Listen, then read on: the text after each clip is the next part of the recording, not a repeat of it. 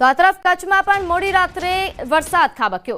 રાપર તાલુકાના ગ્રામ્ય વિસ્તારોમાં વરસાદ નોંધાયો, જેમાં ખાસ જો વાત કરીએ નંદાસર, સેલારી, જેસર, ખેંગારપરામાં વરસાદ નોંધાયો। ભારે પવન સાથે વરસાદ ખાબક્યો છે, જેના દ્રશ્યો પણ સામે આવ્યા છે। તો ભારે પવન સાથે વરસાદના દ્રશ્યો કચ્છમાં ગત રાત્રે જો વાતાવરણમાં પલટો આવ્યો અને રાપર સહિતના વિસ્તારોમાં ભારે વરસાદ નોંધાયો છે। રાપર તાલુકાના જે ગ્રામ્ય વિસ્તારો છે ત્યાં વરસાદી માહોલ છવાયો। મોડી રાત્રે જિલ્લામાં વરસાદનું આગમન થયું હતું। મહીસાગરના લુણાવાડામાં 1 કલાકમાં 1.25 ઇંચ વરસાદ ખાબક્યો। બજાર વિસ્તારોમાં પાણી ભરાઈ ગયા। વીરપુર, ખાનપુરમાં પણ મેઘમહેર જોવા મળી। મહીસાગર જિલ્લાના લુણાવાડા શહેરમાં ગઈકાલે રાત્રે વાતાવરણમાં અચાનક પલટો આવ્યો હતો અને શહેરમાં ધોધમાર વરસાદ તૂટી પડ્યો। 1 કલાકમાં 1.25 ઇંચ વરસાદ નોંધાયો। વરસાદના કારણે શહેરના પ્રમુખ વિસ્તારોમાં પાણી ભરાવવાની સ્થિતિ પણ સર્જાઈ, જેમાં ખાસ જો વાત કરીએ માંડવી બજાર, હુસેની ચોક, આ ઉપરાંત હાટડિયા બજાર અને પીપળી બજાર વિસ્તારમાં વરસાદી પાણી ભરાયા હતા। બજાર વિસ્તારોમાંથી નદીની જેમ પાણી વહ્યા। પાણીના પ્રવાહના કારણે નાગરિકોની અવરજવર પણ પ્રભાવિત થઈ। જિલ્લાના અન્ય વિસ્તારોમાં પણ વરસાદી માહોલ જોવા મળ્યો। વીરપુર તાલુકામાં 18 મિલીમીટર અને ખાનપુરમાં 12 મીમી વરસાદ નોંધાયો। મહીસાગર જિલ્લામાં સૌથી વધુ વરસાદ લુણાવાડામાં નોંધાયો છે। તો આ તરફ બોટાદ જિલ્લાના અનેક પંથકમાં પણ વરસાદ નોંધાયો। વીજળીના કડાકા ભડાકા અને ગાજવીજ સાથે વરસાદ વરસ્યો। બરવાડા શહેર સહિતના તાલુકામાં વરસાદ નોંધાયો, જેમાં નાવડા, રોજીદ તેમજ કુંડળ, બેલા, ખાંભડા, સાળંગપુર, ટીમ્બલા, આ ઉપરાંત રામપરા સહિતના ગ્રામ્ય પંથકમાં પણ વરસાદ નોંધાયો છે। વરસાદ થતા માર્ગો પર પાણી વહેતા થયા। તો સમગ્ર પંથકનું વાતાવરણ હાલ ઠંડુગાર થતા લોકોએ ગરમીથી રાહત મેળવી।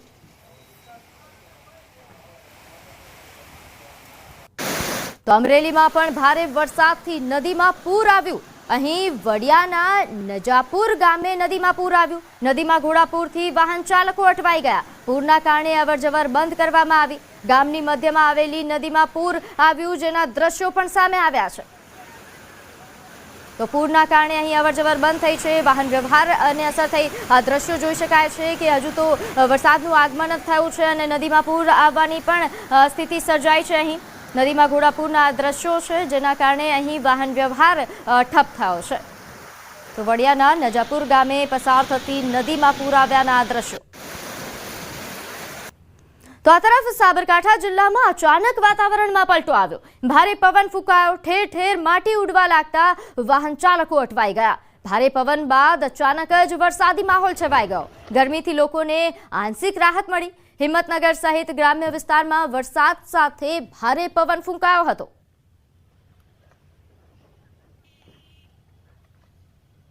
તો રાજ્યના 11 જિલ્લામાં ભારે વરસાદની આગાહી કરવામાં આવી છે। 4 જિલ્લામાં અતિ ભારે વરસાદની આગાહી છે, જેમાં ભાવનગરમાં ભારે વરસાદ પડી શકે તેવા પ્રકારની આગાહી કરાઈ છે। તાપી, નર્મદા, નવસારીમાં પણ ભારે વરસાદની આગાહી છે। આ ઉપરાંત ડાંગ અને વલસાડમાં પણ વરસાદ પડી શકે છે।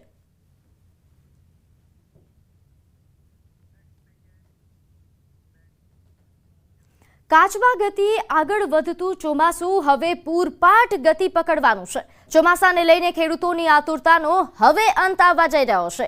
એક નહીં, 2 આગાહીકારોએ મોટી આગાહી કરી છે।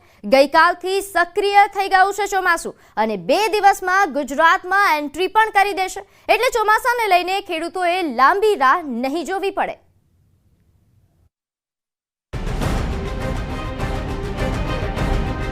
મહારાષ્ટ્રમાં પોરો ખાતા મેઘરાજાને વધાવવા માટે તૈયાર થઈ જાઓ, કારણ કે 19 દિવસ બાદ ચોમાસાને લઈને મળ્યા છે શુભ સંકેત। 2 દિવસમાં ગુજરાતમાં પ્રવેશ કરશે ચોમાસું। ચોમાસાના આગળ વધવા માટે હાલ સાનુકૂળ સમય છે, એટલે કે આજથી જ આગળ વધવાનું શરૂ કરશે ચોમાસું। ખેડૂતોના ચહેરા પર હરખ આવે તેવા સમાચાર ન્યૂઝ 18 ગુજરાતી તેમના માટે લઈને આવ્યું છે। ચોમાસાને લઈને હવે લાંબી રાહ જોવાની જરૂર નહીં પડે। બસ હવે રૂમઝૂમ કરતું ચોમાસું આંગણે આવીને ઊભું છે। મહારાષ્ટ્ર, મુંબઈ આવીને ચોમાસું થંભી ગયું હતું। 26 મેના રોજ ચોમાસું મહારાષ્ટ્રમાં પહોંચી ગયું, પરંતુ ત્યાં પહોંચ્યા બાદ જાણે કે મેઘરાજા રિસાઈને બેસી ગયા। લોકોએ કેટલા મનાવ્યા છતાં પણ ગુજરાત તરફ આગળ ન વધ્યા। પરંતુ ચોમાસાએ લાંબો વિરામ લીધો અને હવે તેને ધક્કો મારતી સિસ્ટમ તૈયાર થઈ ગઈ છે. મુંબઈમાં પણ ફરી વાદળો બંધાયા છે. કેટલીક જગ્યાએ મેહુલિયો ગાજ્યો પણ છે અને તે હવે ગુજરાતમાં ગાજવા માટે થનગની રહ્યો છે. 14 જૂન એટલે કે આજથી ચોમાસું આગળ વધી રહ્યું છે. એટલે આજથી ચોમાસું આગળ વધશે અને તારીખ 18મીથી આ ગતિવિધિ વધશે. આજે ઉત્તરથી લઈ દક્ષિણ ગુજરાતના કેટલાક ભાગોમાં વરસાદની આગાહી અંબાલાલે કરી છે. આ સાથે પરેશ ગોસ્વામીએ પણ આ જ આગાહી કરી છે. 15 જૂન એટલે કે રવિવારથી વરસાદનું જોર પણ વધશે. આ સમયે ઉત્તર મધ્ય અને સૌરાષ્ટ્રમાં સારો વરસાદ થશે. આજથી જ લગભગ ઉત્તર ગુજરાતના ભાગો, મધ્ય ગુજરાતના ભાગો અને સૌરાષ્ટ્રના કેટલાક ભાગમાં બપોર પછી ગાજવીજ સાથે વરસાદ થવાની શક્યતા રહેશે. 15મી જૂને વરસાદ વધવાની શક્યતા છે અને તારીખ 17મીએ લગભગ 1.5 કિલોમીટર હાઇટના પવનો જે લગભગ ધીરે ધીરે બનશે. આ તરફ આ સાંજ સુધીમાં ગુજરાતમાં વરસાદની એન્ટ્રીની આગાહી પરેશ ગોસ્વામીએ પણ કરી છે. જે મુજબ રાજ્યના કેટલાક ભાગોમાં વાદળો છવાશે, વરસાદ પણ તૂટી પડશે. જો કે આ વરસાદ સાર્વત્રિક નહીં પરંતુ છૂટો છવાયો હશે. જો કે ખેડૂત મિત્રો આ વરસાદને ચોમાસાનો વરસાદ ન ગણે, કારણ કે ચોમાસાને ગુજરાતમાં ઠેકડો મારતા હજુ 48 કલાક જેટલો સમય લાગશે. એટલે કે આ વરસાદને નૈઋત્યના ચોમાસાનો વરસાદ નહીં કહી શકાય, કારણ કે હજુ પણ ચોમાસું મહારાષ્ટ્રમાં સ્થિર છે. મહારાષ્ટ્રમાં આવીને નિષ્ક્રિય થયેલું ચોમાસું હવે સક્રિય થશે, જેનો મતલબ એ છે કે ચોમાસાને આગળ વધવા માટે સ્થિતિ હવે સાનુકૂળ થઈ ગઈ છે. હાલ જે વરસાદ હશે તે ગાજવીજ અને પવન સાથે પડવાનો છે. આવતીકાલે 14 તારીખે સાંજ સુધીમાં અનેક વિસ્તારોની અંદર વરસાદ પડે તેવી શક્યતાઓ છે. નૈઋત્યનું ચોમાસું ગુજરાતમાં પ્રવેશ કરી ગયું તેવું ન કહી શકાય, કેમ કે નૈઋત્યનું ચોમાસું હજુ મહારાષ્ટ્રની અંદર નિષ્ક્રિય થયેલું છે, એ હવે સક્રિય થશે. અંબાલાલ પટેલનું માનીએ તો આ વખતે ચોમાસાની એન્ટ્રી ધમાકેદાર પણ રહેવાની છે. એટલે કે શરૂઆતમાં જ કેટલાક ભાગોમાં ભારે વરસાદ પડી શકે છે. ખાસ કરીને 18 થી 24 જૂન વચ્ચે રાજ્યના કેટલાય ભાગોમાં મેઘરાજા રીતસરના તૂટી પડશે.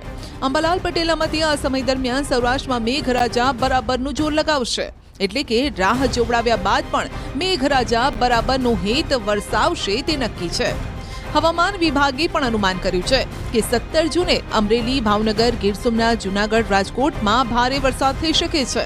આ ઉપરાંત સુરત, તાપી, ડાંગમાં પણ ભારે વરસાદની આગાહી છે. એટલે 18 થી 24 અને 26માં રાજ્યના કેટલાક ભાગમાં ભારેથી અતિભારે વરસાદ થવાની શક્યતા રહેશે. સૌરાષ્ટ્રના કેટલાક ભાગમાં ભારેથી અતિભારે વરસાદ થવાની શક્યતા રહેશે. તો અંબાલાલના મતે સૌરાષ્ટ્રના કેટલાક ભાગો એટલે કે અમરેલી અને ભાવનગરમાં સારો વરસાદ થશે. આ સમય દરમિયાન દક્ષિણ ગુજરાતના નર્મદા, તાપી, ડાંગ, વલસાડ, નવસારી, સુરત, ભરૂચ અને જંબુસરમાં પણ વરસાદની આગાહી છે. તો મધ્ય ગુજરાતમાં મધ્યપ્રદેશને અડીને આવેલ પંચમહાલમાં પણ ઝમાઝમ વરસાદ થશે અને વડોદરા પણ કોરું નહીં રહે. તો ઉત્તર ગુજરાતમાં ગાજવીજ સાથે વરસાદની આગાહી કરાઈ છે. જો કે આ નૈઋત્યના ચોમાસાનો વરસાદ નહીં હોય તો પછી શું હશે? અરબ સાગરમાં એક સિસ્ટમ બની રહી છે, જેની અસર ગુજરાત પર થઈ રહી છે. આ સમયે ઉત્તર રાજસ્થાનમાં અપર એર સાયક્લોનિક સર્ક્યુલેશન સર્જાયું છે, જે રાજસ્થાનથી વિદર્ભ સુધી એક ટ્રફ લાઇન બની રહી છે. એટલે કે અરબ સાગરથી ઓડિશા સુધી ટ્રફ લાઇન સક્રિય છે, જેની અસર ગુજરાતમાં થઈ રહી છે. આ સમય દરમિયાન પવનની ગતિ પણ વધુ રહેવાની છે અને પવનની દિશા ગુજરાત તરફ રહેશે, જે વરસાદ લાવશે. પરેશ ગોસ્વામી કહી રહ્યા છે કે બંગાળની ખાડીમાં એક સિસ્ટમ બનશે, તેનો ટ્રફ પણ અરબ સાગર સુધી લંબાશે. મોન્સૂન બ્રેકની કન્ડિશન છે, જે ચોમાસું નિષ્ક્રિય થયું છે એ ફરીથી ચોમાસું સક્રિય થઈ અને આગળ વધવાનું ચાલુ થશે. ત્યારે હું આપને જણાવી દઉં કે ગુજરાતમાં આમ તો ચોમાસું છે એ ઘણા સમયથી અમે આપને જણાવી રહ્યા છીએ એમ 20 જૂન આસપાસ આવવાનું છે, પણ આવનારા સમયમાં 14 તારીખથી 14 જૂનથી ચોમાસું છે એ ખૂબ સક્રિય થશે, જેને કારણે 16 જૂનથી રાજ્યના અલગ અલગ વિસ્તારોમાં વરસાદો જોવા મળશે. જેમાં 16 થી લઈને 20 જૂન દરમિયાન જે વરસાદોની શક્યતાઓ છે તે સૌરાષ્ટ્ર અને દક્ષિણ ગુજરાતના ભાગોની અંદર છે, જેની અંદર અનેક જગ્યાએ ચોમાસાની શરૂઆત થતી હોય પહેલાના જે વરસાદ એટલે કે જે 48-72 કલાક પહેલા જે વરસાદો થતા હોય એ વરસાદો પડવાનું ચાલુ થઈ જશે અને એકંદરે સૌરાષ્ટ્ર અને દક્ષિણ ગુજરાતની અંદર સારા એવા વરસાદો છે અનેક વિસ્તારોની અંદર 16 થી 20 જૂન દરમિયાન જોવા મળી શકે છે. અને 20 જૂને જે ચોમાસાનો પ્રવેશ થાય કે 20 જૂને ચોમાસાનો પ્રારંભ થશે, પણ 20 જૂનની અંદર ઘણી વખત એવું બનતું હોય કે 2 દિવસ વહેલું અથવા તો 2 દિવસ મોડું કે 18 થી લઈને 22 જૂનમાં ગુજરાતની અંદર ચોમાસાનો પ્રવેશ થઈ શકે છે. સારા વરસાદની રાહ જોતા ખેડૂતો વાવણીને લઈને મૂંઝાયા છે કે આખરે વાવણી ક્યારે કરવી. પરેશ ગોસ્વામીએ ખેડૂતોની આ મૂંઝવણ દૂર કરતી આગાહી કરી છે. પરેશભાઈનું માનીએ તો 18 જૂનથી 12 દિવસ વાવણી લાયક વરસાદ રહેવાનો છે, એટલે આ સમય વાવણી માટે સાનુકૂળ હશે. અત્યારે આપણે એક સિસ્ટમ બનતી જોવા મળી રહી છે અને આ સિસ્ટમને કારણે હવે ઘણા સમયથી ગુજરાતના ખેડૂતો છે એ નૈઋત્યના ચોમાસાની રાહ જોઈ રહ્યા છે. એને હવે નૈઋત્યના ચોમાસાની લાંબી રાહ જોવી નહીં પડે. હવે ટૂંક સમયની અંદર એટલે કે 18 થી લઈને 22 જૂન વચ્ચે ગુજરાતની અંદર ચોમાસાની શરૂઆત પણ થઈ જશે અને 16 તારીખથી અલગ અલગ વિસ્તારોમાં વરસાદો પણ નોંધાશે. જે વરસાદો હશે એ 16 થી લઈ અને 22 જૂન અને 22 થી લઈને 28 જૂન સુધીનું જે સેશન ચાલશે એટલે કે 12 દિવસનું સેશન ચાલશે. એ 12 દિવસ દરમિયાન રાજ્યના અલગ અલગ વિસ્તારોની અંદર સારો એવો વાવણી લાયક વરસાદ પણ થઈ શકે છે, જેમાં સૌરાષ્ટ્ર, દક્ષિણ ગુજરાત અને મધ્ય ગુજરાતના અનેક ભાગોની અંદર સારો વરસાદ થાય. મધ્યપ્રદેશ બોર્ડર લાગુ વિસ્તારો હોય, છોટાઉદેપુર હોય, દાહોદ, ગોધરા હોય, મહીસાગરના વિસ્તારો છે, એમાં પણ સારા એવા વરસાદો છે એ આ જૂન મહિના દરમિયાન થઈ જશે. એકંદરે જોવા જઈએ તો જૂન મહિનાનો અંત આવતા લગભગ ગુજરાતની અંદર 60 થી લઈને 70% વિસ્તારોની અંદર વાવણી લાયક વરસાદ થઈ જાય ને સારું એવું ચોમાસું એનું પરફોર્મન્સ બતાવે તેવી શક્યતાઓ છે. એટલે ખાસ નૈઋત્યના ચોમાસા વિશે જે આપણે 2 દિવસ પહેલા પણ કીધું હતું કે હવે આપણે 1 થી 2 દિવસની અંદર નૈઋત્યના ચોમાસાની માહિતી આપશું. એટલે કહી શકાય કે કેરળમાં વહેલું ભલે ચોમાસું બેઠું, પરંતુ ગુજરાતમાં તો સમયસર જ ચોમાસું આવી રહ્યું છે અને ચોમાસાનો વરસાદ પણ સારો રહેવાનો છે. માટે ખેડૂતોએ ચોમાસાના સિઝનના વરસાદની ચિંતા કરવાની સહેજ પણ જરૂર નથી.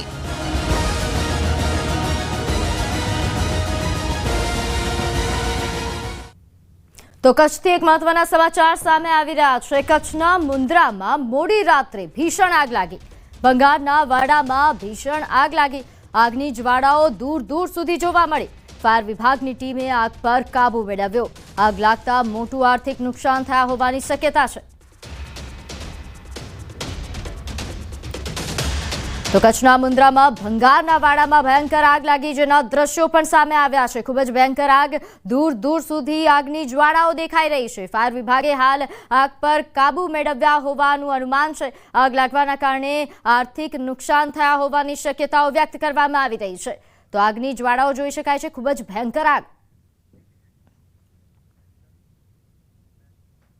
જૂનાગઢમાં વિસાવદર વિધાનસભા ચૂંટણીનો માહોલ ગરમાયો છે. વિસાવદરના પિયાવા ગામે કોંગ્રેસની ચાલુ સભામાં પથ્થરમારો કરાયા હોવાનો આરોપ લાગ્યો છે. અજાણ્યા શખ્સોએ પથ્થરમારો કર્યો. સભામાં હાજર 2 મહિલાઓ ઇજાગ્રસ્ત થઈ છે, જેમને હોસ્પિટલ ખસેડવામાં આવ્યા. કોંગ્રેસે કોળી ઠાકોર સમાજના સંમેલનનું આયોજન કર્યું હતું. સભામાં કોંગ્રેસના નેતાઓ તેમજ કોળી ઠાકોર સમાજના અગ્રણીઓ ઉપસ્થિત રહ્યા હતા. ગુજરાત કોળી ઠાકોર સેનાના પ્રમુખે આ પર ગંભીર આક્ષેપ કર્યા છે.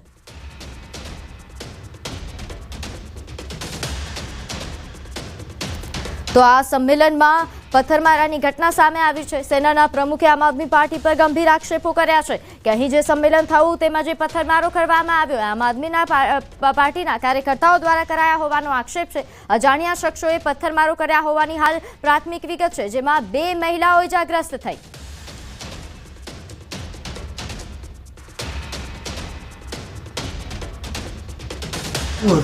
ત્યારે અચાનક જ ગામની લાઇટ બંધ કરવામાં આવી અને પછી પથ્થરમારો કરવામાં આવ્યો. જ્યારે 2 સાઈડથી એક એક પથ્થરો લાગ્યા અને એક બાર જ્યારે હું નીકળો ત્યારે મારી ગાડીમાં પણ પથ્થરમારો કરવામાં આવ્યો હતો અને મારી ગાડીના કાચ તૂટી ગયા છે.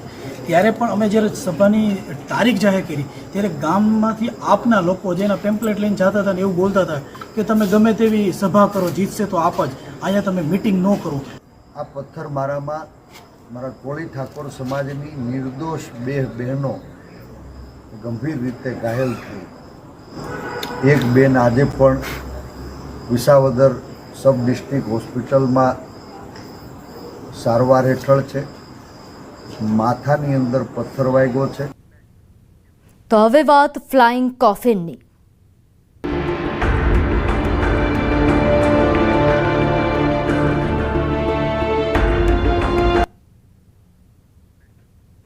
વિજય રૂપાણીનો આજે ડીએનએ રિપોર્ટ આવી શકે. સવારે અથવા બપોર સુધીમાં આ ડીએનએ રિપોર્ટ આવી શકે છે. ડીએનએ અંગે એફએસએલ ડિરેક્ટરે જાણકારી આપી. રૂપાણીનો મૃતદેહ આજે પરિવારજનોને સોંપાય તેવી શક્યતાઓ વ્યક્ત થઈ રહી છે. મૃતદેહ મળ્યા બાદ રાજકોટમાં અંતિમ યાત્રા યોજાશે.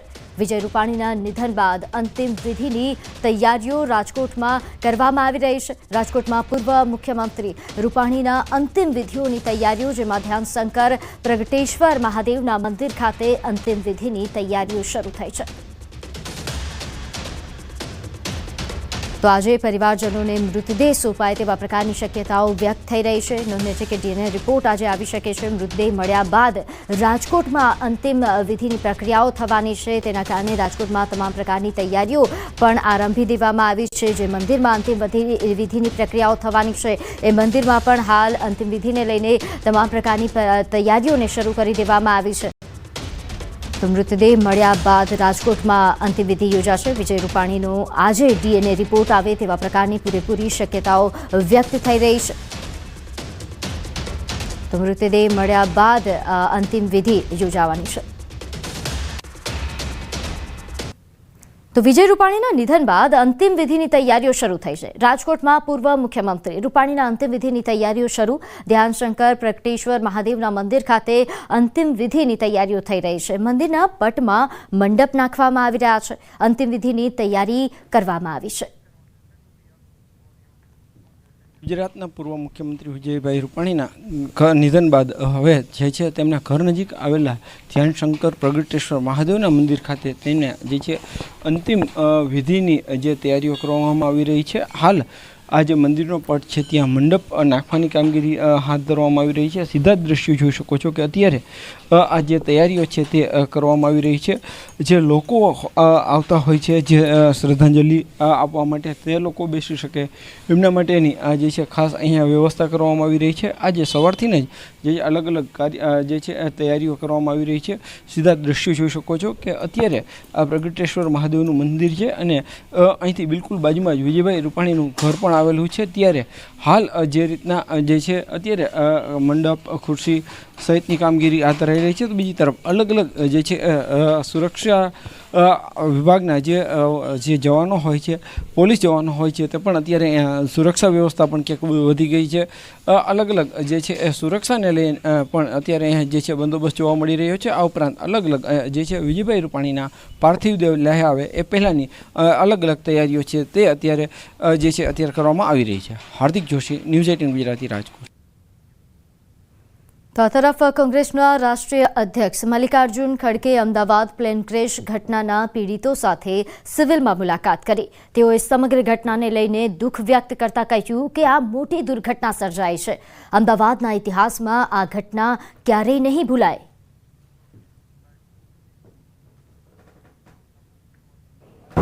बड़े दुख के साथ कहना चाहता हूँ कि बहुत बड़ी हादसा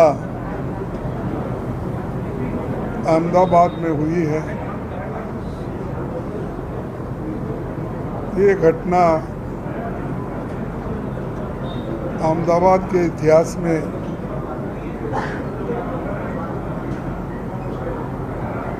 कोई भूलेगा नहीं.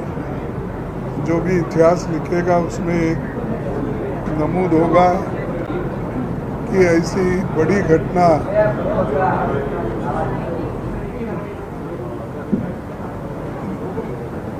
इसकी एयरलाइंस की हो गई, एयर इंडिया की, तो इसमें बहुत से लोग अपना पूरा जिनका बहुत लोगों का बलिदान हुआ है. હિતુ કનોડિયાના પત્ની અને અભિનેત્રી મોના થીબાએ પ્લેન દુર્ઘટના પર સંવેદના વ્યક્ત કરી.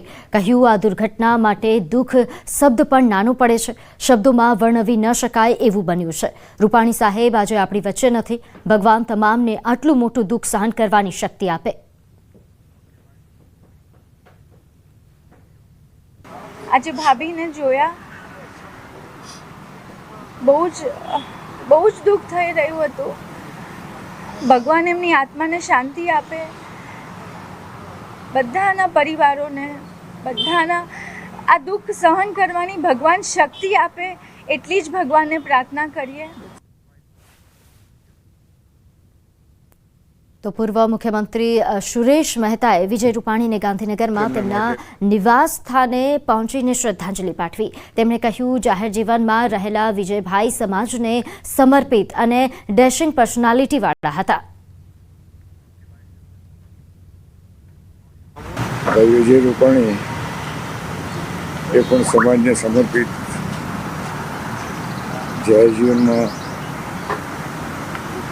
અને ડેશિંગ પર્સનાલિટી હતા. તો હાલ તમામ દુઃખ વ્યક્ત કરી રહ્યા છે. પંજાબના ફાજિલકા જિલ્લાના અધ્યક્ષ સુખવિંદરસિંહ દ્વારા પણ દુઃખ વ્યક્ત કરવામાં આવ્યું. સુખવિંદરસિંહ કાકા કંબોજે પણ પૂર્વ મુખ્યમંત્રી રૂપાણીના નિધન પર શોક વ્યક્ત કર્યું. તેમણે કહ્યું, પંજાબને વિજયભાઈ દિલથી ચાહતા હતા. પંજાબના દરેક જિલ્લા અને તાલુકામાં જઈ વિજયભાઈઓએ બેઠક કરી. यहाँ गुजरात में रूपानी साहब का जाने का सबको दुख है, उससे भी ज़्यादा दुख हमारे पंजाब के लोगों के है और पंजाब का पार्टी का नुकसान हुआ है, क्योंकि रूपानी साहब ने हर एक तहसील में, हर एक ज़िले में, हर एक डिस्ट्रिक्ट में जाके खुद मीटिंगें की